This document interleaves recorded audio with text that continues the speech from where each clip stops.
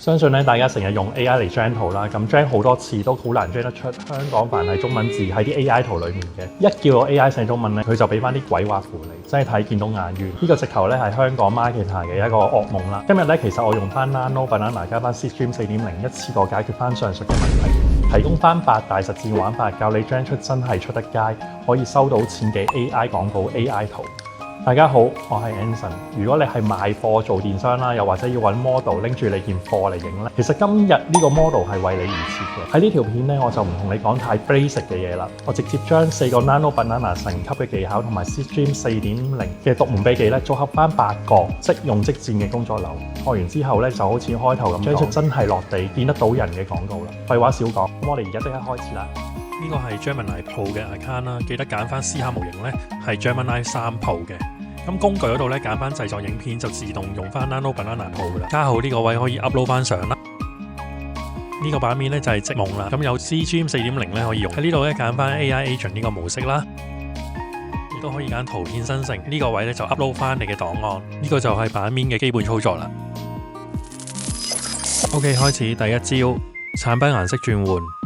咁你睇睇呢隻錶啦，我想將皮帶咧由黑色轉做深藍色，先保留翻錶面嘅細節、皮革紋理，甚至線條咧都要喺翻度嘅。咁其實入翻個 prompt，upload 翻張相，拍個 enter 咁就搞掂噶啦。個結果都好滿意，錶帶咧就轉咗做藍色噶啦。唔單止係咁，舉多2個例子。跑車亦都可以由黑色轉咗做紅色，手袋咧由咖啡色轉咗做橙色，亦都係用翻相同嘅邏輯同埋類似嘅 prompt 嘅啫。咁你見到細節位啊、光影啊，全部都保留得好好嘅。OK， 嚟到玩法2 AI 專業形象照同埋3D 卡通 IP。而家突然想影一張專業人像照，冇問題，你有張生活照就得噶啦。upload 翻張相，跟住個指令，成張製成品即刻做俾你。咁如果你嫌張相太過認真、太過嚴肅，轉個 style 得唔得啊？你同 AI 講一聲咪得咯。你睇話咁快又搞掂噶啦。甚至啊，我再貪心啲，換埋髮型，戴黑框眼鏡，背景轉做東京街頭 ，AI Nano Banana 一樣滿足到你嘅願望啊！搞掂咗真人，咁卡通又得唔得呢？依家我哋玩真人轉卡通 IP， 一個 Pixar style 嘅 IP 即刻誕生咗，仲要係透明背景喎。嗱，重點係呢個 IP 可以循環重複使用嘅，隨意放佢入東京涉谷街頭，又或者放翻喺香港街頭，100% 角色都會保持翻一致嘅，呢個唔需要擔心。玩法3 E-commerce 專業社交媒體圖，呢招先係 marketer 嘅神器啊！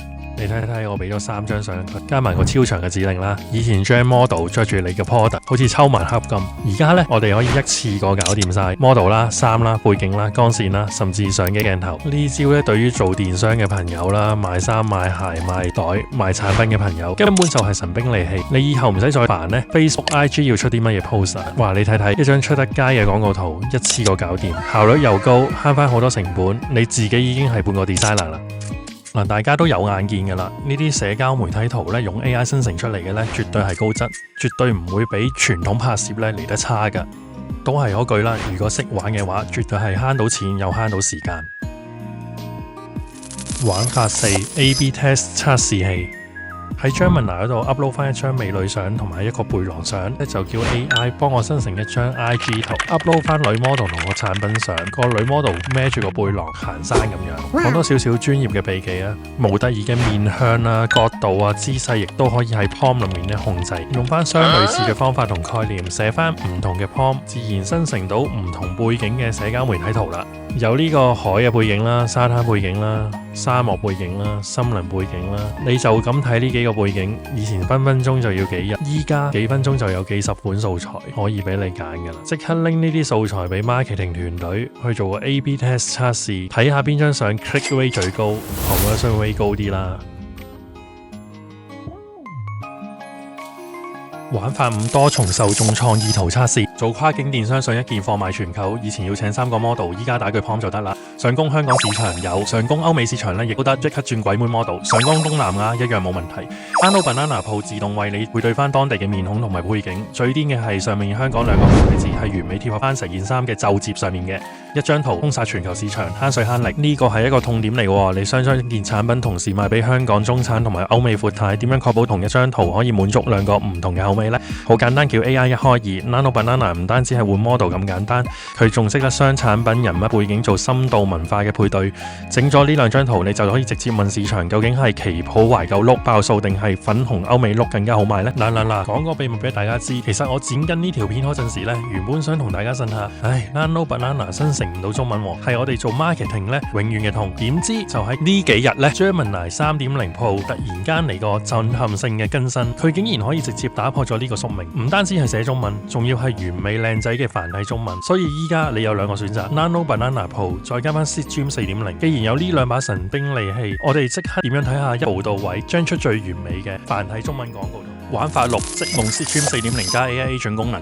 咁呢度呢，我哋就會用積夢嘅 AI Agent 功能。佢嘅好處呢，就係可以一個指令生成幾張相。提你呢度有少少難度嘅，你嘅打嘅指令呢，一定要好精準、好清楚 ，AI 呢先會明白你要做啲乜嘢嘅。因為係用 AI Agent 啦，咁我就話3張相呢要分別顯示3組唔同嘅中文字，字體呢就係白色漸變黃色發光邊廣告字款，喺左手邊藍色嘅位置出現嘅。3張圖分別顯示嘅文字係雙11優惠、新品上市、全場5折，字體大小呢約36個方。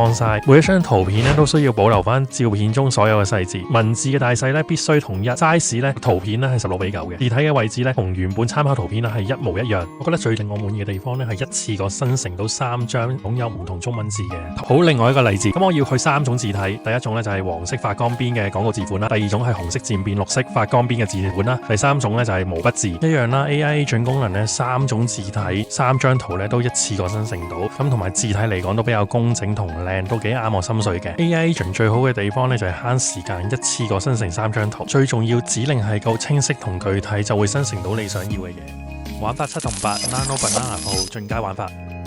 哇！真係好癲啊 ！Nano Banana Pro 橫空出世 ，upgrade 咗成為旗艦等級，生成圖像編修，生成繁體中文字絕對冇問題。即刻嚟個實測，睇下呢支眼藥水。我只係求其 upload 咗張圖，打幾隻字，佢竟然自己識退地、撞色排版。最好部係咩呢？啲繁體字咧完美生成咗，深層洗淨啊！呢幾隻字 style 咧完全夾晒個 design。喂，以前 designer 要搞半日，而家幾秒就搞掂，使唔使咁屈機啊？好，頭先就有素材啦，依家玩大啲完全零素材。我齋叫佢將一張 Air Jordan 嘅海報，你睇下對波鞋背景。光影全部 AI 咧憑空自己變出嚟嘅，最癲係啲字啦，芝加哥元年啊，飛躍世界，啲文案咧寫得似模似樣啊，連 Air Jordan 個 logo 都放得好啱位，呢一個已經唔係生成圖片啦，直頭係請 4A 廣告公司幫你做稿啊！再嚟試下將個女仔同個背囊合體，以前就要就角度又要調色，依家調2張圖入去，講到明咧字體要有強烈嘅對比。哇，圖就生成咗啦，你睇下個光影，個背囊咧就好似本身孭咗喺個女仔身上面咁樣，連啲字咧輕盈探索都幫你加埋發光特效，呢啲 detail 位咧真係細緻到嚇死人。